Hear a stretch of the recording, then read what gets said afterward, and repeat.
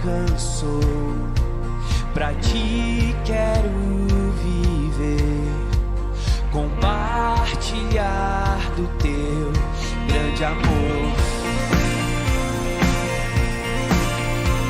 O que podemos ser na vida de alguém depende tão somente de nós.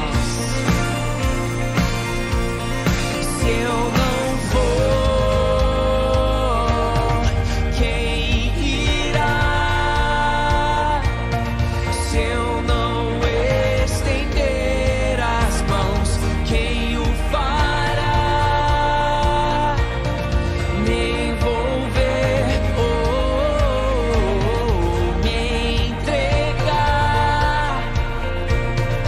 e dizer ao mundo que Jesus voltará. Até que ele venha, até que ele venha. Cristo, a esperança que ao mundo vou levar. Até que ele venha, até que ele venha. Ele é a razão que me faz continuar.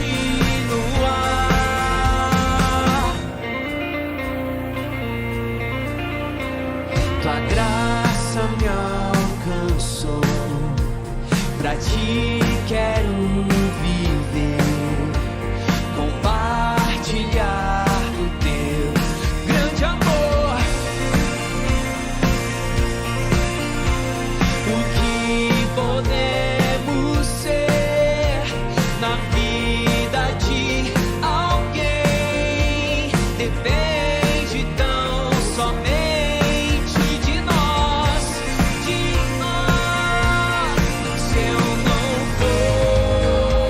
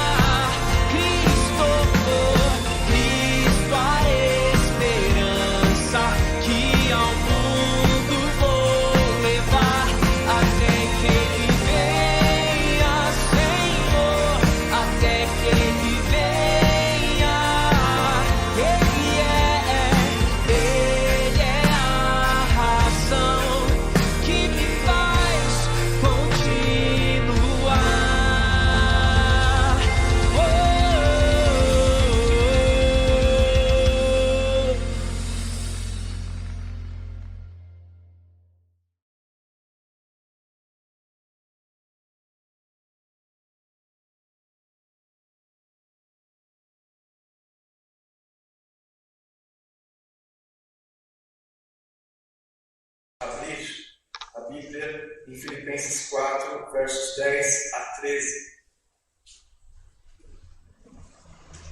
Filipenses 4, versos 10 a 13.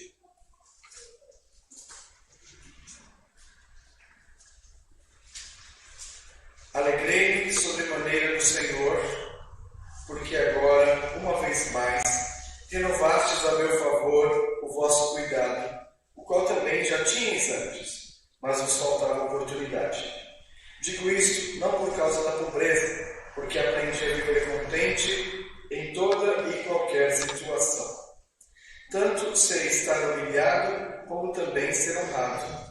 De tudo e em todas as circunstâncias já tenho experiência, tanto de fartura como de fome, assim de abundância como de escassez. Tudo posso naquele que me fortalece. Todavia, fizestes bem associando-vos na minha tribulação. E sabei também vós, ó Filipenses, que no início do Evangelho, quando parti da Macedônia, nenhuma igreja se associou comigo no tocante a dar e receber, senão unicamente vós outros. Porque até para Tessalônica mandastes não somente uma vez, mas duas, o bastante para as minhas necessidades. Não que procure o donativo, mas o que realmente interessa é o fruto que aumente o vosso crédito. Recebi tudo e tenho abundância. Estou suprido, desde que Epafrodito me passou as mãos, o que me veio da vossa parte como aroma suave, como sacrifício aceitável e aprazível a Deus. E o meu Deus, segundo a sua riqueza em glória, há de suprir em Cristo Jesus cada uma de vossas necessidades. Ora, a nosso Deus e Pai seja a glória pelos séculos dos séculos. Amém. Sabemos que há muitos irmãos e irmãs com suspeita de Covid ou gripados que não puderam estar conosco, por quem nos compadecemos e oramos. Nesse instante eu vou orar e nós vamos meditar na palavra de Deus. Ó Senhor, obrigado, porque até aqui falaste conosco, através dos hinos, da leitura bíblica, das orações, dos testemunhos de fé dos nossos irmãos perseguidos. Agora, ó Deus, quero pedir que fale-nos através do testemunho da sua palavra, inerrante, infalível e suficiente para nos encaminhar em toda boa obra. Pai querido, eu te louvo por esta igreja reunida, por cada vida que aqui está, cada família e também por todos aqueles que estão nos assistindo, particularmente aqueles que estão enfermos ou que não puderam estar presentes por conta de suspeita de enfermidade. Obrigado pela melhora do Valdo, irmão do presbítero Paulo. Louvado seja o teu nome por nos poupar até aqui. Ser com sua mãe, Galete, Sara, Zé, seu irmão Alexandre e o presbítero Paulo. Obrigado, Deus, porque até aqui tem aliviado a nossa causa. Em Cristo Jesus que eu peço e agradeço. Amém.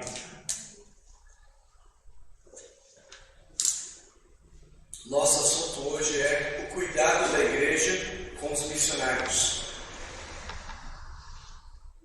Nesta carta, o apóstolo encoraja os cristãos à alegria. Reiteradamente, nós lemos: alegrai-vos sempre no Senhor. Em qualquer circunstância, particularmente nas tribulações. Entretanto, também escreve para agradecer à igreja de Filipos pela assistência financeira recebida. Na parte final desta carta, que lemos, capítulo 4, versos 10 a 20, o apóstolo destaca a cooperação dessa igreja na missão de proclamação do Evangelho. E esse é o nosso assunto hoje, ou o meu assunto hoje, o cuidado da igreja com os seus missionários, aproveitando o ensejo do dia da igreja perseguida. Após 10 anos da fundação da igreja de Filipos, Paulo escreve esta carta aos filipenses. Ele esteve ali em 51 e agora, no ano 61, remete esta carta à igreja. No momento, está novamente preso e, segundo a tradição, provavelmente em Roma.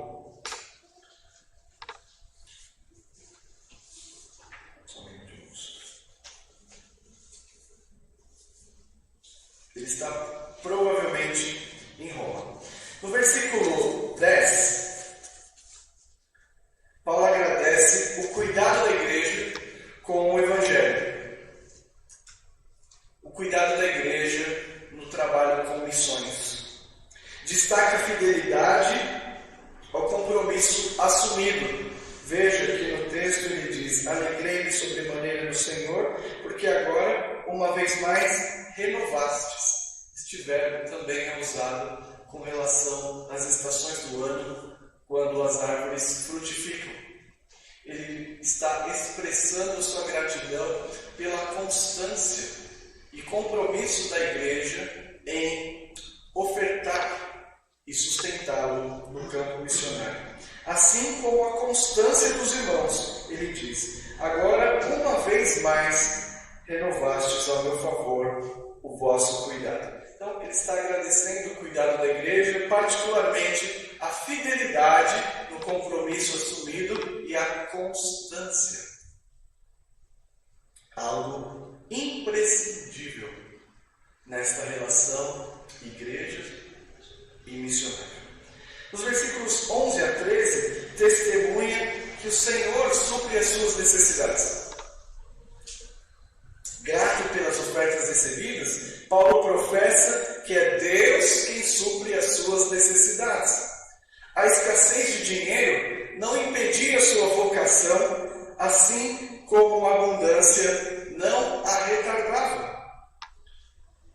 A pobreza pode deprimir. A riqueza pode nos embriagar na soberba. Contudo, o apóstolo não alimentava caprichos, não se surpreendia excessivamente com as ofertas recebidas. Alegrava-se, mas não excessivamente. E então, diz no versículo 11: aprendi a viver satisfeito ou contente em toda e qualquer situação. Convicto da sua união com Cristo, estava pronto a viver ou morrer pelo Evangelho. O apóstolo foi capacitado por Deus para enfrentar as consequências adversas que a pregação da fé lhe traria. A sua satisfação não era alimentada pelas circunstâncias econômicas. Antes, vinha de agradar a Deus. Agradar a Deus era mais que suficiente para o seu deleite. Quer tivesse ofertas em abundância, quer elas faltassem. A experiência difícil do campo missionário aperfeiçoou o caráter de Paulo em Cristo. Todos aqui, ou a maioria de nós, sabe que o ministério de Paulo era constantemente ameaçado por instabilidade. Ele sabia que sofreria com prisões, açoites, humilhação, necessidade e fadiga.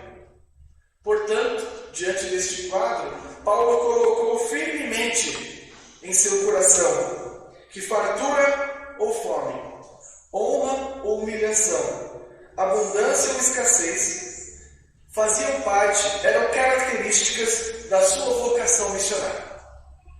Particularmente, Paulo tinha em sua mente essas características para o seu ministério. Porque Jesus quem disse a ele: eu lhe mostrarei quanto importa sofrer pelo meu nome. Veja que hoje nós estamos tratando da igreja perseguida, nossos irmãos encarcerados, e nós tomamos sempre o cuidado de não fazer uma caricatura do missionário, como sendo sempre o sofredor. A missionários que não passam por estas precariedades, mas há outros, como nós vimos, que passam. Portanto, o apóstolo Paulo está convicto de que o seu trabalho, a missão que tinha para realizar, para suportar a instabilidade e outras situações dramáticas, recebia o conforto e a coragem doados por Deus, na consolação de Cristo, morto e ressuscitado. A ponto de declarar com coragem, no versículo 13, tudo posso naquele que me fortalece. Com Cristo, não havia circunstância pesada demais que ele não pudesse suportar. Amparado pela graça de Deus e com as motivações ajustadas à sua vocação, enfrentava com equilíbrio e alegria as situações antagônicas que acabamos de ver no versículo 12. O seu amor, o conhecimento e percepção de Cristo aumentavam sua capacidade de resistir às tribulações, com contentamento, esperança e confiança. Como missionário, constantemente era ameaçado e preso. Um pouco à frente, 2 anos ou 3 anos após esta carta, escrevendo a Timóteo, na sua segunda prisão em Roma, bem próximo da sua execução, este apóstolo reafirma com clareza encorajadora aos missionários que sofrem e aqueles que ainda serão enviados: a palavra de Deus não está algemada. Nós vimos o testemunho, por exemplo, destas 2 irmãs que testemunharam na prisão. Nós vemos o exemplo durante a semana de Tahir, que evangelizou aqueles que estavam presos. O amor, o conhecimento, a percepção de Cristo aumentavam a capacidade do apóstolo para resistir às tribulações e cadeias com contentamento, esperança e confiança. Quando o apóstolo plantou esta igreja, Filipos, ele foi preso pelo nome de Cristo. E de madrugada, à meia-noite, cantava louvores com Silas, com suas costas vergadas por varas. Nesta mesma carta, encorajado pela esperança, percepção de Cristo, diz: quero ainda, irmãos, cientificar-vos de que estas coisas que me aconteceram têm contribuído para o progresso do Evangelho, de maneira que as minhas cadeias em Cristo se tornaram conhecidas de toda a guarda pretoriana e todos os demais. A maioria dos irmãos, estimulados no Senhor por minhas algemas, ousam falar com mais desassombro da palavra de Deus. Resistir às tribulações com contentamento, esperança e confiança, através da percepção que tinha do ministério da cruz de Cristo.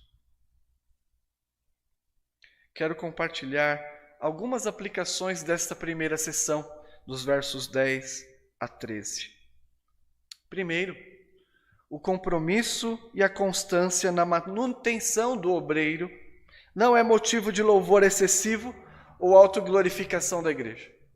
Nós ofertamos hoje, não importa a quantidade, mas nossa igreja não pode se vangloriar, porque olha, nossa igreja ajuda os missionários. Há uma alegria, sim, mas nós não podemos nos autoglorificar por isto, porque esta obra faz parte da nossa vocação em ser igreja. O apóstolo, então, está grato pelas ofertas recebidas, mas nos instrui de que Deus é quem supre. A igreja, portanto, deve manter o equilíbrio, alegrar-se, mas não autoglorificar-se, porque estas ofertas e a manutenção do missionário é responsabilidade da igreja. Isso porque Deus providenciará os meios para completar a obra de salvação. Quando cooperamos financeiramente, estamos cumprindo com uma responsabilidade própria da fé que professamos. Isso foi ensinado em 1 Coríntios 1:9. O apóstolo Paulo diz que havia semeado a palavra de Deus, coisas espirituais, seria justo, portanto, recolher frutos materiais. Segunda aplicação para essa primeira sessão, a igreja é fundamental para a obra missionária. Ela é a base da missão. Deve se envolver integralmente nesta obra. Como nós nos envolvemos integralmente? Recrutando, preparando, enviando e suprindo os missionários no campo. Há um artigo do reverendo Carlos Delpino, está na Espanha hoje, se não me engano, trabalha na PMT, na liderança. Ele diz que a igreja se alegra em recrutar, preparar, enviar, mas muitas vezes falha na hora de supri-lo no campo. A igreja é fundamental na obra missionária. Terceiro, na mente de Paulo, Deus mesmo usará os meios de cumprir a pregação do Evangelho. Assim, a grande alegria expressada no versículo 10 não se reduz à oferta recebida. Compreende também a satisfação de ver a igreja de Filipos frutificando. O apóstolo está alegre porque os crentes estão em harmonia com sua vocação, participam ativamente do ministério, tanto nas tristezas como das alegrias da plantação do Evangelho, e assim colhem o fruto do trabalho missionário. No versículo 14, Paulo encoraja a igreja a continuar com a parceria na obra missionária. Todavia fizestes bem, associando-vos na minha tribulação. Ele elogia esta prática para que a igreja não dormisse. Este sermão me levou a esta reflexão. A igreja perseguida e a igreja adormecida.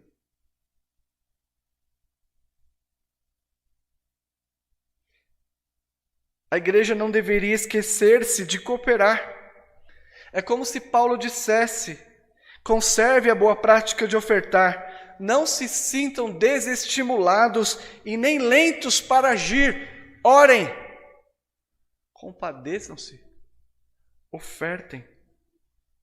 É agradável a Deus que a igreja se associe com os missionários em tribulação, no sentido de simpatizar-se com as suas angústias e alegria.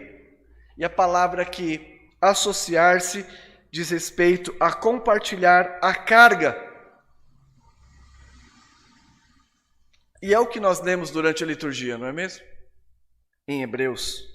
Lembrai-vos dos encarcerados, como ser presos com eles, dos que sofrem maus tratos, como se com efeito fosseis maltratados, vós mesmos fosseis maltratados. Compaixão. Compartilhar o fardo. Paulo encoraja a igreja a continuar. O fato de Deus, como ele havia dito, suprir as necessidades, não exime a igreja da sua vocação e compromisso missionário.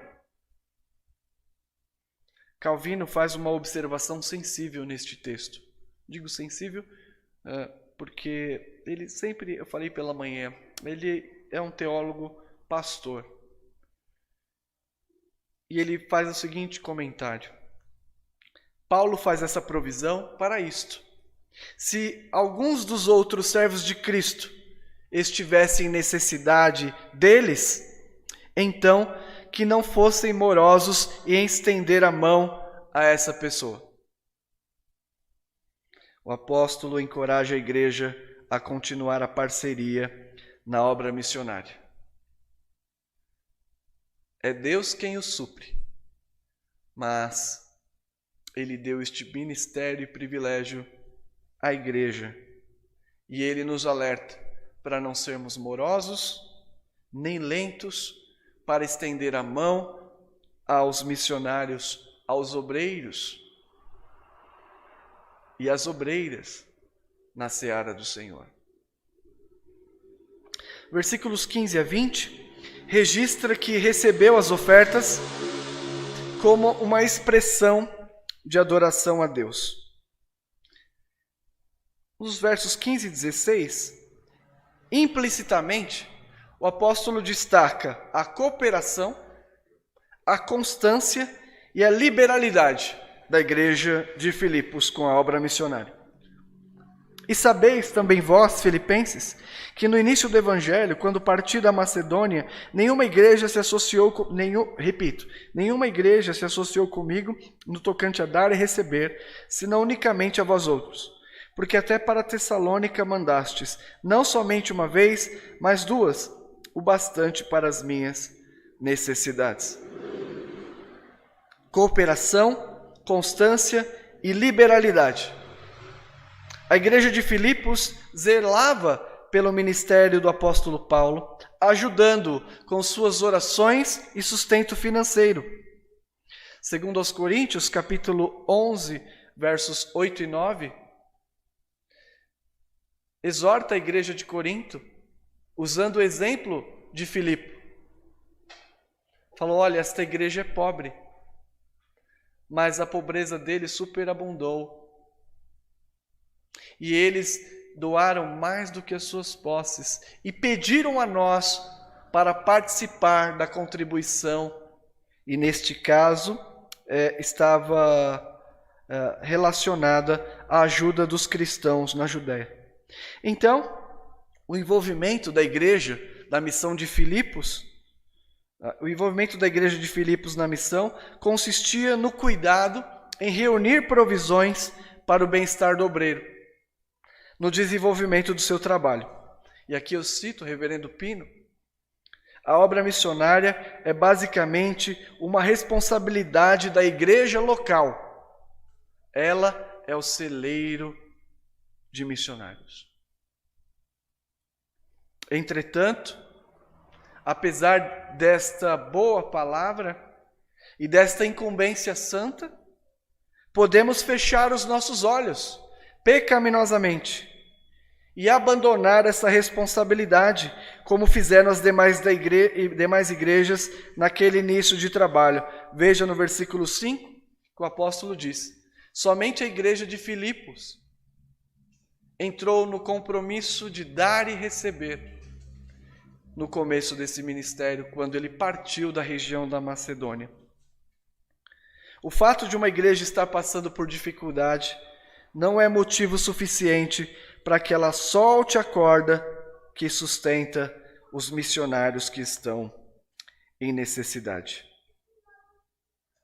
No versículo 17, vemos que Paulo investiu na igreja e está satisfeito com o lucro. Paulo investiu na igreja e está satisfeito com o lucro. Diz assim o texto: não que o procure o donativo, mas o que realmente interessa é o fruto que aumente o vosso crédito. É uma linguagem da contabilidade. Ele começa reiterando que não procura ofertas. A igreja deveria ser convencida de que esse não era o alvo do seu trabalho.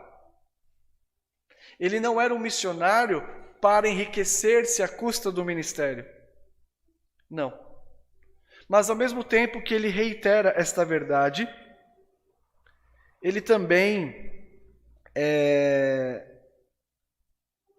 diz que quando a igreja se associa, se simpatiza com o sofrimento, ela também enche os seus cofres espirituais. Como celeiro missionário, a igreja converte os bens financeiros recebidos, nós levantamos as ofertas hoje, em bênçãos espirituais, para nós e para os demais. Nós recebemos em espécie e repassamos como adoração a Deus estas ofertas. Esses são juros esperados pelo apóstolo Paulo.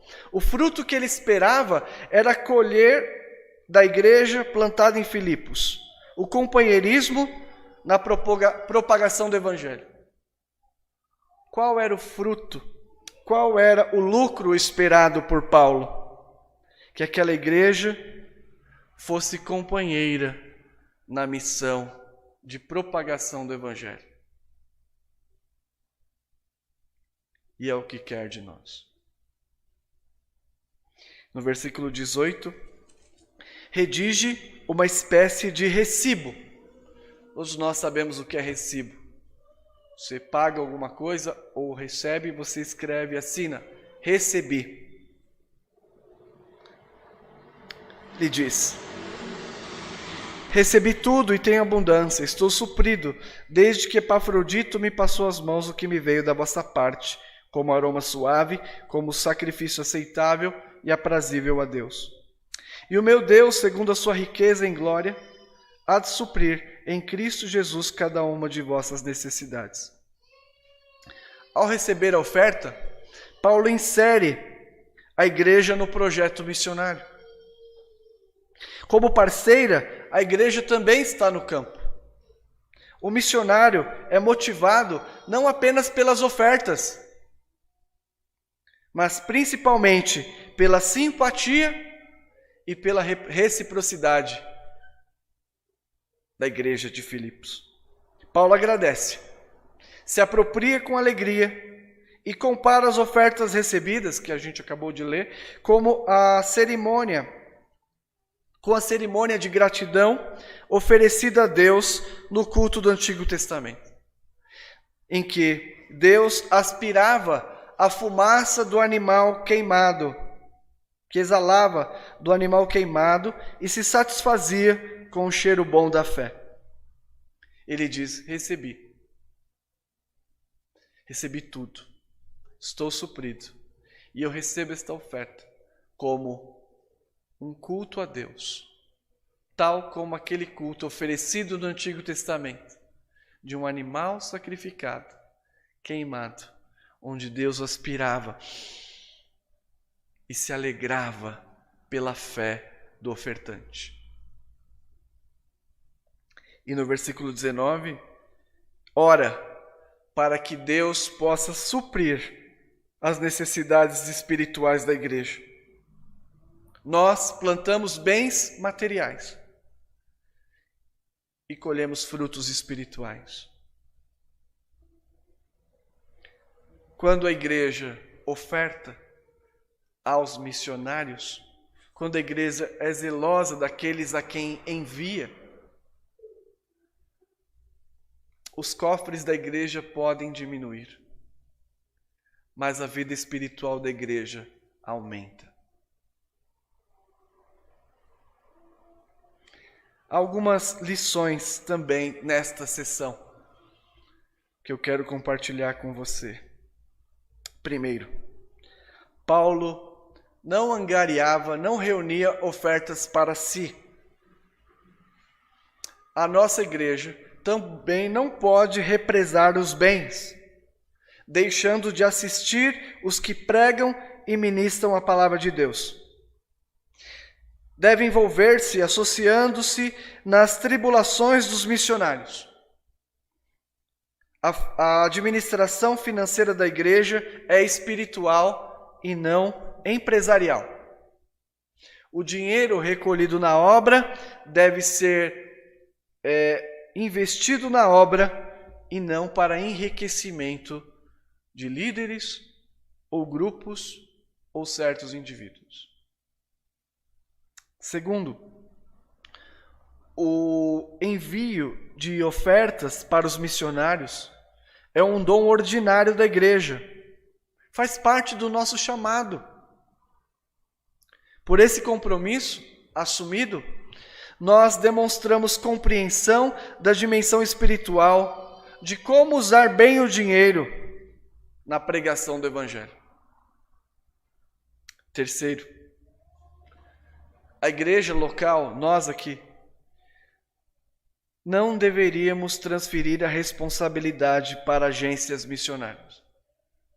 Nós sabemos da importância das agências missionárias, que por causa da igreja adormecida devem existir. É o que o apóstolo Paulo está dizendo aqui. Que Deus suprirá aqueles que estão no campo. Ele disponibilizou a igreja para isso, mas se ela dormir, aqueles que estão no campo, apesar de sofrer, poderão dizer em todo o tempo: tudo posso naquele que me fortalece. Que privilégio para nós como igreja podermos participar. A transferência dessa responsabilidade resultará na dormência e no distanciamento do seu dever para a obra missionária. As agências têm o seu espaço, mas a igreja é a principal promotora. Por que surgem estas? Porque a igreja está dormindo. E a igreja é você. A igreja sou eu.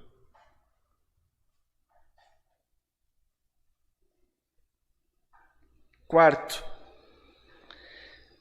tanto o missionário no campo quanto a igreja local cooperam para o louvor do nome do Senhor. O missionário no campo ou nós aqui cooperamos para o louvor do nome do Senhor. Ao empenhar os seus bens, ao empenhar os seus dons na propagação da mensagem de salvação, há um lucro esperado. Qual é o lucro? O desenvolvimento espiritual do corpo de Cristo. A finalidade que move esta mordomia, portanto, é glória a Deus. Versículo 20. Ora, o nosso Deus e Pai, a nosso Deus e Pai, seja glória pelos séculos dos séculos. Amém. A finalidade que move esta mordomia, portanto, em última instância, é dar glória a Deus. E quando nós nos associamos da maneira que acabamos de ver na Escritura, damos glórias ao Senhor nosso Deus. Hoje, algumas igrejas livres no Brasil unem-se em oração. Acabamos de orar aqui. Que grande maravilha, que grande bênção. Arrecadamos fundos. Que grande alegria poder participar e dedicar parte dos nossos bens a esta obra. Para a igreja perseguida, promovido por uma agência missionária. Em foco, os irmãos e irmãs presos por sua fé em Jesus Cristo. Aprisionamentos e violência cometidos contra os missionários do primeiro século, nós estamos falando aqui de Paulo, preso em Roma no ano 60, continuam acontecendo, como a gente viu no culto, com homens, mulheres e crianças. Irmãos e irmãs em Cristo, na China, Eritreia, Coreia do Norte, Irã. São presos, levados a campos de concentração, submetidos a situações de penúria econômica e social. São vigiados em suas casas. São separados da comunidade para que não possam ir à congregação. Por causa do nome de Jesus Cristo. Alguns são obrigados a fugir do país. Outros não conseguem sequer sair. Precisam constantemente de nossa cooperação com eles, tanto em orações quanto no sustento financeiro. Eis aí, querido irmão, querida irmã, o cuidado da igreja com os missionários. E certamente o Senhor está falando ao seu coração. Qual é a sua vocação, afinal de contas? Ser uma igreja dormente?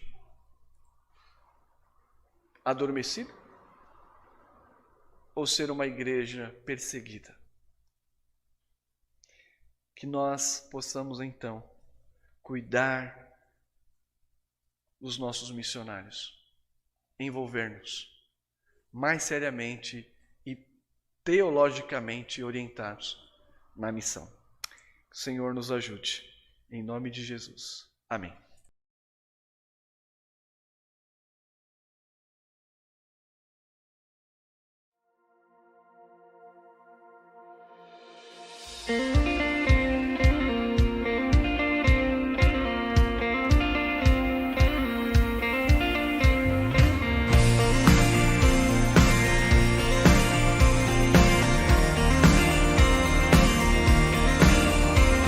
Tua graça me alcançou, pra ti quero viver, compartilhar do teu grande amor.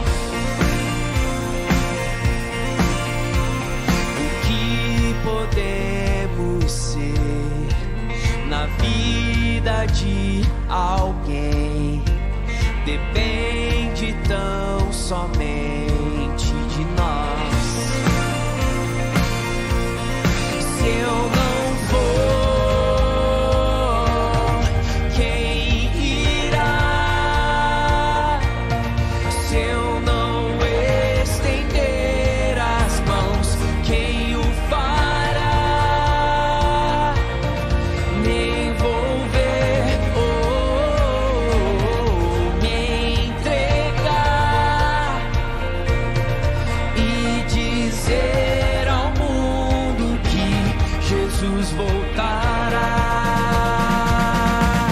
Até que ele venha, até que ele venha. Cristo, a esperança que ao mundo vou levar. Até que ele venha, até que ele venha. Ele é a razão que me faz continuar.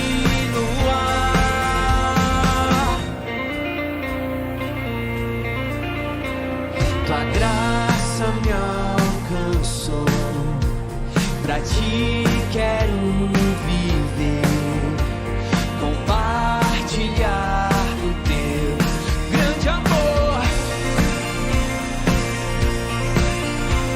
O que podemos ser na vida de alguém depende tão somente de nós, de nós. Se eu não for, quem irá? Se eu não estender as mãos,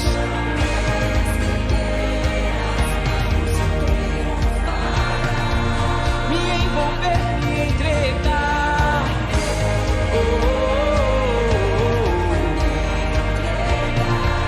e dizer ao mundo que Jesus voltará.